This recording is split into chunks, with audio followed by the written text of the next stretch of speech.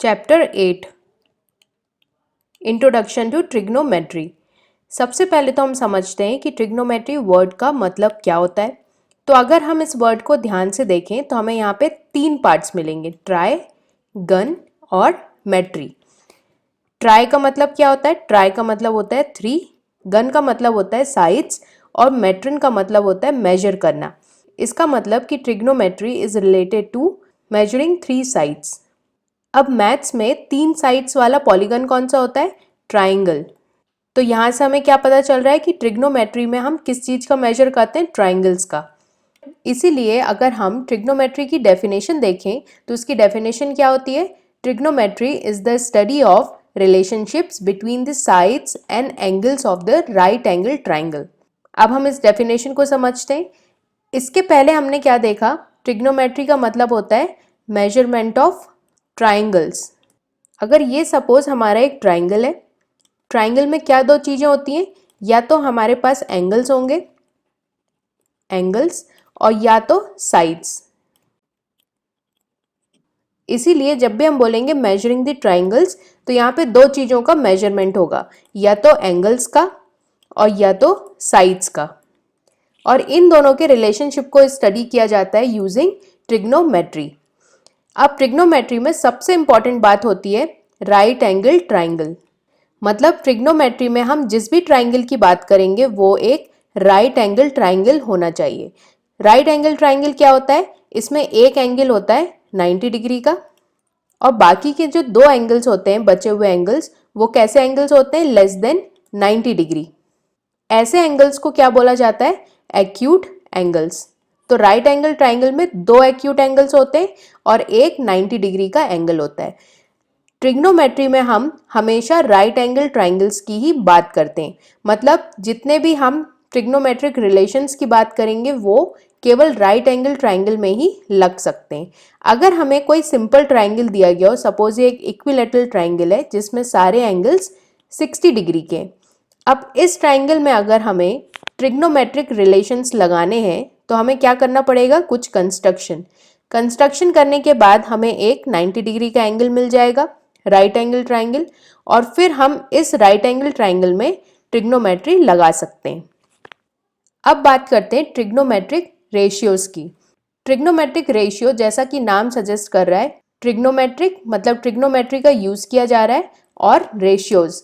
अब रेशियोज किस चीज के हो सकते हैं? किसी भी ट्राइंगल में साइड्स के रेशियो। साइड्स कितनी होती हैं? 3 साइड। अब रेशियो क्या होता है? x divided by y। इसे हम बोलेंगे एक रेशियो है। तो मतलब किसी भी ट्रिग्नोमेट्रिक रेशियो में हम एक बार में किन्हीं 2 साइड्स का यूज कर सकते हैं। तो सपोज ये हमारा एक ट्राइंगल है, इसे हमने नाम दे दिया ए बी सी।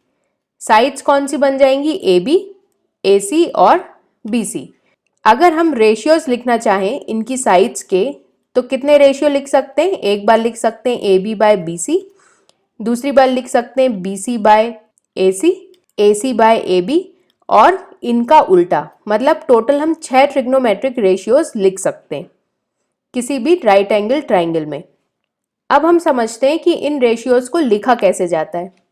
अब तक हमने जब भी राइट एंगल ट्राइंगल की बात की है तो बात हम किसकी करते हैं? परपेंडिकुलर, बेस और हाइपोटेन्यूज की। ये हम किसी भी नॉर्मल राइट एंगल ट्राइंगल में करते हैं। पाइथागोरस थ्योरम में हम क्या करते हैं? हाइपोटेन्यूज का square is equal to base का स्क्वायर प्लस परपेंडिकुलर का स्क्वायर। अब यहाँ पे जो परपेंडिकुलर हमारा होता है वो कौन सी लाइन होती है? ये वर्टिकल लाइन हमेशा हम परपेंडिकुलर मान लेते हैं, और जो बेस होता है हमारा, हम इस हॉरिजॉन्टल मतलब स्लीपिंग लाइन को मान लेते हैं हम अपना बेस। और ये जो स्लैंटेड लाइन होती है जो राइट एंगल के ऑपोजिट होती है, इसे मानते हैं हाइपोटेन्यूज। लेकिन इन केस ऑफ ट्रिग्नोमेट्री हम परपेंडिकुलर और बेस की बात नहीं करते, बल्कि हम बात किसकी करते हैं? Side opposite to angle, acute angle, और बेस को हम बोलते हैं साइड एडजेसेंट टू कोई भी एक्यूट एंगल। मतलब हमारा ट्रिग्नोमेट्री में परपेंडिकुलर को बोला जाता है side opposite to any angle मतलब एक्यूट एंगल, और बेस को बोला जाता है side adjacent to acute angle. अब अगर सपोज हमें यहाँ पे एक राइट एंगल दिया गया है, राइट एंगल ट्राइंगल दिया गया है A B C. Right angle कहाँ पे, बी पे, तो बी के ऑपोजिट साइड बन गई हाइपोटेन्यूज। अब परपेंडिकुलर और बेस की बात नहीं करेंगे हम, बात किसकी करेंगे, side opposite to any angle और side adjacent to any angle. अब एक्यूट एंगल्स कितने हैं यहाँ पे, दो, एक ए और एक एंगल सी। तो हम यहाँ पे एंगल सी की बात कर रहे हैं, तो एंगल सी कहाँ पे हमारा, ये वाला। अब एंगल सी के लिए हमारा परपेंडिकुलर क्या बन जाएगा, ए बी, मतलब side opposite to angle C हमारा बन जाएगा परपेंडिकुलर, किसके लिए, एंगल सी के लिए। और side adjacent to angle C, मतलब ये एंगल सी है हमारा, एडजेसेंट मतलब इसके बाजू वाली साइड, इसके बाजू वाली साइड कौन सी है, बी सी, तो बी सी हमारा बन जाएगा बेस, किसके लिए, एंगल सी के लिए। लेकिन अगर हम इसी डायग्राम में एंगल ए की बात करें, जो कि यहाँ पे है टॉप पे, तो एंगल ए के लिए अब हमारा परपेंडिकुलर बदल जाएगा। एंगल ए के लिए side opposite to angle A कौन सी बन जाएगी, बी सी, तो ये बन जाएगा हमारा अब परपेंडिकुलर, किसके लिए, एंगल ए के लिए। इसके पहले हमने किसकी बात की थी, एंगल सी की, तो सी के लिए जो हमारा बेस था वो अब परपेंडिकुलर बन चुका है, किसके लिए, एंगल ए के लिए।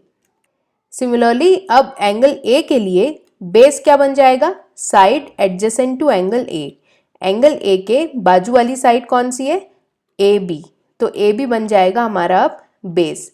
इसीलिए परपेंडिकुलर और बेस के कंफ्यूजन को दूर करने के लिए हम नॉर्मली ट्रिग्नोमेट्री में क्या दो चीज़ें यूज़ करते हैं, साइड ऑपोजिट टू एंगल, कोई भी एक्यूट एंगल, दो एक्यूट एंगल होते हैं किन्हीं एक एक्यूट एंगल के रिस्पेक्ट में, और दूसरा कौन सा, side adjacent to acute angle. जो एडजेसेंट साइड होती है वो नॉर्मली बेस होता है और जो ऑपोजिट साइड होती है वो हमेशा परपेंडिकुलर होता है। अब हम देखते हैं ट्रिग्नोमेट्रिक रेशियोज। तो टोटल हमारे पास 6 ट्रिग्नोमेट्रिक रेशियोज होते हैं, 6 ट्रिग्नोमेट्रिक रेशियोज। इन्हें क्या बोला जाता है, साइन, इसका फुल फॉर्म होता है साइन ऑफ ए, लेकिन इसे शॉर्ट फॉर्म में लिखते हैं साइन, साइन ए। तो साइन ए लिखा होगा तो वो होगा साइन ऑफ ए। इसका फॉर्मूला होता है side opposite to angle A divided by hypotenuse. अच्छा, अब किसी भी राइट एंगल ट्राइंगल में कितने एक्यूट एंगल्स होते हैं, दो। इस राइट एंगल ट्राइंगल में दो हैं, एक है ए और दूसरा है सी। ये जो फॉर्मूलेज लिखे हैं लेफ्ट हैंड साइड में, ये एंगल ए के लिए, सब जगह हम देख रहे हैं एंगल ए लिखा हुआ है, मतलब हम यहाँ पे सिर्फ एंगल ए की बात कर रहे हैं। एंगल सी के लिए ऑपोजिट साइड और एडजेसेंट साइड दोनों बदल जाएंगी, लेकिन फॉर्मूलेज यही रहेंगे, मतलब साइन ए हमेशा side opposite to angle divided by hypotenuse ही रहेगा। दूसरा ट्रिग्नोमेट्रिक रेशियो होता है कोसाइन ऑफ ए, इसे शॉर्ट फॉर्म में बोला जाता है कॉस ए। कॉस के लिए होता है साइड एडजेसेंट टू एंगल, कोई भी angle, divided by hypotenuse. Third होता है टेंजेंट ऑफ ए, इसका शॉर्ट फॉर्म होता है टेन ए। फॉर्मूला क्या होता है, side opposite to angle divided by side adjacent to angle. फिर होता है कोसिकेंट ए, इसको बोला जाता है कॉसेक, इसका फॉर्मूला होता है hypotenuse divided by side opposite to angle. ये किसका उल्टा होता है, साइन का। तो अगर कहीं पे 1 बाय साइन ए लिखा होगा तो हम उसे बोलेंगे कि ये कॉसेक ए है। फिर होता है सीकेंट ए, सीकेंट ए को बोला जाता है सेक, सेक ए, ये होता है कॉस का उल्टा। तो 1 बाय कॉस ए हो जाएगा हमारा सेक ए। बचा हुआ कौन सा है, कॉट ऑफ ए, तो कॉट किसका उल्टा होता है, टेन का, तो 1 बाय टेन ए को लिखेंगे हम कॉट ए, और इसका फॉर्मूला होता है side adjacent to angle divided by side opposite to angle. अब अगर हम इसी डायग्राम में साइन ए की वैल्यू लिखना चाहें तो साइन ए की वैल्यू क्या हो जाएगी, side opposite to angle A, angle A कहाँ पे, ये वाला, इसकी ऑपोजिट साइड कौन सी हो जाएगी, B C, side opposite to angle A, तो B C divided by hypotenuse कौन सा है, A C, divided by A C. Similarly cos A की वैल्यू हो जाएगी side adjacent to angle A, तो एडजेसेंट साइड कौन सी है, एंगल ए की बाजू वाली साइड बी ए या फिर ए बी, तो हमने लिखा A B divided by hypotenuse, तो ए सी। 10 क्या हो जाएगा, side opposite to angle A मतलब BC divided by side adjacent to angle A मतलब AB। कॉसेक हो जाएगा साइन का उल्टा तो AC ऊपर आ जाएगा, सेक हो जाएगा कॉस का उल्टा तब AC ऊपर आएगा AB नीचे, और कॉट हो जाएगा टेन का उल्टा मतलब AB ऊपर BC नीचे। तो ये होते हैं 6 ट्रिग्नोमेट्रिक रेशियोज जिनका हम यूज करने वाले हैं टू सॉल्व एक्सरसाइज 8.1। अब हम बात करते हैं कि ये फॉर्मूलेज याद कैसे किए जाएं। तो इन्हें याद करने के लिए सबसे अच्छी राइम है some of her children are having trouble over algebra. ये शॉर्ट फॉर्म है, इसका फुल फॉर्म है some of her children are having trouble over algebra. उसके कुछ बच्चों को एल्जेब्रा में दिक्कत आती है, मतलब डिफ़िकल्टी आती है। इस तरीके से हम इन 6 ट्रिग्नोमेट्रिक रेशियोज़ को याद कर सकते हैं। इसके काफ़ी सारे तरीके हैं इसे याद करने के, पर ये सबसे सिंपल तरीका है। Some of her children are having trouble over algebra. इस लाइन को याद कर लिया और सबके शुरू वाला एक अक्षर लिख लिया, जैसे सम का S ले लिया, ऑफ का O ले लिया और हर का H ले लिया, तो SOH बन गया।